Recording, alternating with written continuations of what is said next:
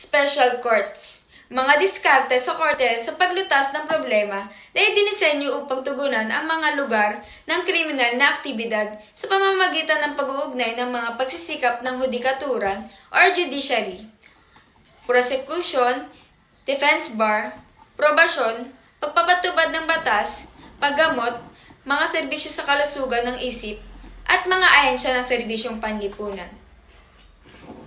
Mayroon tayong kinakaharap na isyu at isa rito ang paglaganap ng droga. Ang epekto ng droga ay maraming mga tao ang umaabuso at naghihikayat sa paggamit ng droga. Kasabay na rin ng pag nagkasira ang kanilang mga sariling pamumuhay at kinabukasan.